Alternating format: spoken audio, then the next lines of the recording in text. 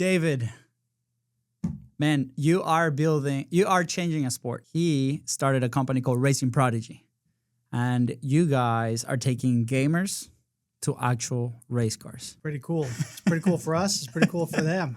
Yeah, so you guys have been in this journey for about how many years now? 2022 is when we founded. 2023 June is when we announced the league and kicked off the esports tournaments. Yeah. So walk me through it, because obviously changing a sport is a big statement. You want to walk me through a little bit of like what is the format? Like how are people competing? First thing is, how do you change a sport, if I may, is what are we trying to change?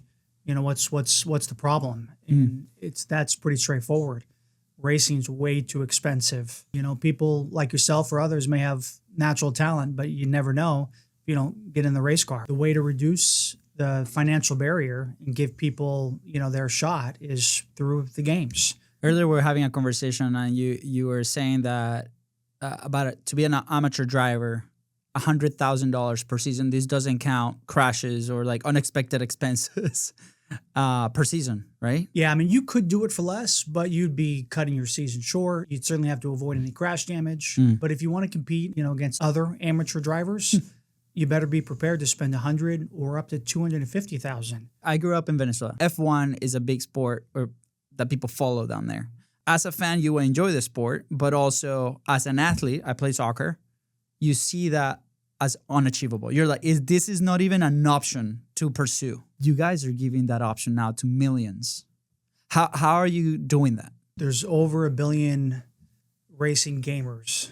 That's who we're giving it to. Get in on iRacing or another one of our games, you have your shot. The skill set from gaming to real life racing has been proven. Nissan was the first to prove it. They did the Gran Turismo program, GT Academy. Mazda was the next one to do it. I led the program for Mazda starting back in 2014. McLaren did it after us. So we know we can fix that access problem and make it achievable. The question, though, has always been, how do we give it to more than one or two? And then how do we do it to where if you, in fact, are good enough, and we did give you that shot, and you proved yourself, that you could continue in racing? And that's when the idea of Racing Prodigy being an eat-a-real league and media company came about. That's so interesting to me. In a times where everything seems accessible, right? Whether it's information or content, right? F1 pinnacle of the sport for many years. Hopefully, Racing Prodigy in a few years we'll get there. That tends to be a very private sport, only for the elite. And I think that's part of like their aura for like a brand, right? And then recently with Liberty Media purchasing them, I think they opened the doors a little bit more. Well, Liberty Media is a media company and very savvy. Drive to Survive was their brilliant idea. Really the kind of the gold standard of pulling the curtain back, at least for building characters and drama among the athletes and team principals. Yeah. And that really drove the audience younger and also more to a female, to expand the gender base as well. But at the same time, the sport itself, the industry remains very elite. You guys, with this new format, anybody from their home can actually give it a try and move forward, right, in the league? Well, you mentioned Venezuela. Yeah. And you're right. A kid would have had to move to Western Europe where the infrastructure is there for developing drivers and a pathway to get to Formula One. But now, if you had a kid in Venezuela, for example, they can get on a video game. They can anywhere in the world. They don't need that infrastructure, and they can develop their skills on the game, and then we'll bring them to the U.S. to further develop their skills, but of course, in this case, inside the real race car. We were fortunate enough to be with you at Homestead, and we saw these kids, 17-year-old, 18-year-old, 19-year-olds, like living their dream. Like you could see the spark in their eyes, as a former athlete. It took me back to that moment of like, it is possible. Like belief is such a big thing. And I think you guys are doing such an incredible job at creating that belief for these kids that really want to pursue this as a new opportunity. We're not creating, some new technology. We're leveraging existing technology that some might argue is disruptive technology.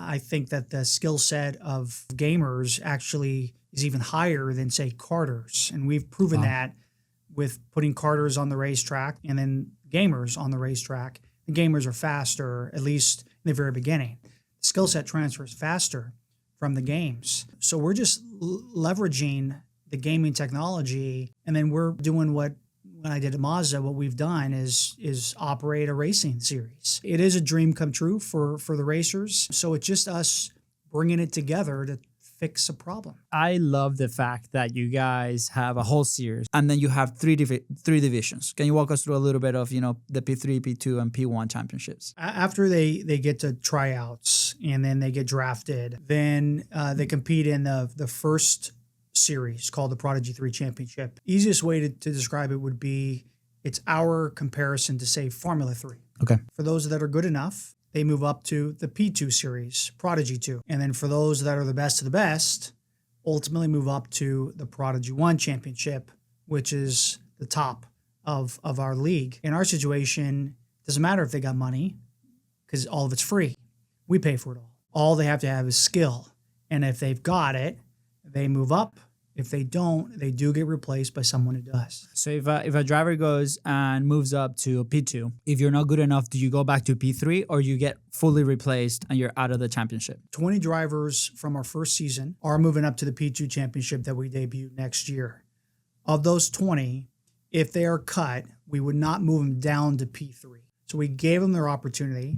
We gave it to them fairly. So they are set up to succeed if they have the talent. So the majority of the racers will move up. Just shy of half won't. And it's going to end up being a Cutthroat P1 championship by the time we get there. Drama. Let's go. And I think part of all this, there needs to be consequences. In life, there's consequence. How do the public or the drivers respond to this? It's not even an element, or they are excited because they actually have the opportunity to go do this. For the drivers that get cut, it's tough. So we did say it was your first season in P3. And in some cases, a couple of them had never even driven a road car before. And most of them never got into a race car. In that situation, the drivers that got limited amount of time, maybe they could have gotten there, but we didn't give them enough before we started cutting. In our fourth event, around 7 and 8 of the championship, we made a change of decision. We said, look, if you get cut or if you got cut, you'll be eligible to be drafted next year and come back to P3.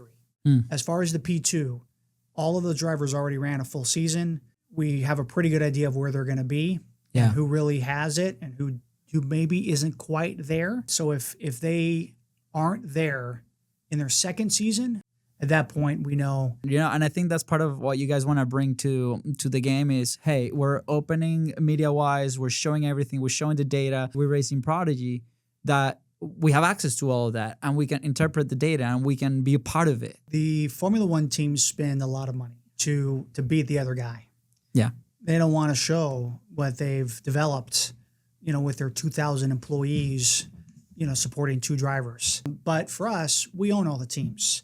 So we don't have misalignment or various, agendas from different constituents. So we can open everything up. We can educate the fan. We can get into some of the details so they can better understand and hopefully appreciate why one driver is better than another or why one team is beating another team. When you can see that, and when it's more transparent, you can appreciate the skill. It's just so exciting for people all around the world because it's not the US, the fact that this opportunity is now available. So everybody watching, go share this and tell your friends because you might be able to drive a race car. And I remember we were on a go-kart with my brother and I beat him. And I shared the times with you and you were like, that is borderline decent. It was very good. It was very good. And because you're also not 90 pounds and 14 years old, because the car will go faster if you were. So it's legit. Yeah. And I think across 7 sessions, we cut 7 seconds of our time, which is, we're improving. So I remember your comment, and I'm an old dude, I'm 35, but you instill the hope and they were like, maybe one day we'll get to this. And that I think is so needed today in every aspect. So I thank you for providing an opportunity, a platform for this. Luis, I'm glad to. If I may, though, I wouldn't offer that you were ever 7 seconds off pace. No, 7 seconds. We cut our first out of our first try, we got better 7 seconds. You should get better. You should get better. No, that's fantastic. No, I appreciate you having me on, man. And it's good to see it. I'm glad you came down to the racetrack and glad to be doing this. Hey, man, yeah. Hopefully we're part of it, and we'll sneak in and a couple others and watch you guys. There's more than just driving to be involved, right? So as we close out the show, people can get involved in multiple ways. What are some of those ways for fans, investors, people that want to be part of these projects? Well, fans, you're going to be able to see the data. You're going to be able to, during the race, broadcast on social media, talk to our team, direct our team where you want to go. So kind of pick your adventure. You want to go see race control? We're going to take you to race control. You want to go see a driver meeting? We'll take you there. So really pulling the curtain back. So for the fans, it's going to be great. When the docuseries comes out, kind of our Drive to Survive, it's going to be, I think, inspiring to watch. Relatable drivers pursuing their passion. So it's a little different than Drive to Survive, but hopefully more meaningful in some ways. Yeah. And, we were on TV this year. We should have expanded TV coverage next year. If you wanted to invest in Racing Prodigy, we're opening that up to the public as well. We don't need to do it only for the wealthy or the elite. And then we're going to end up next year with some internships. So hopefully on the engineering side, the crew side, marketing side. So excited to be able to further open the sport to all. You go to the Racing Prodigy YouTube channel, you're going to find all the information there and the details. But long-term project, if you're interested, go check him out. We've seen it live in person. When we walked in there, we're like, I can't believe we are witnessing the birth of this. And in a few years, we're going to be very proud of what you guys have built. So thank you for being on the show, Dave. And on to the next one, I guess. Thank you, Luis.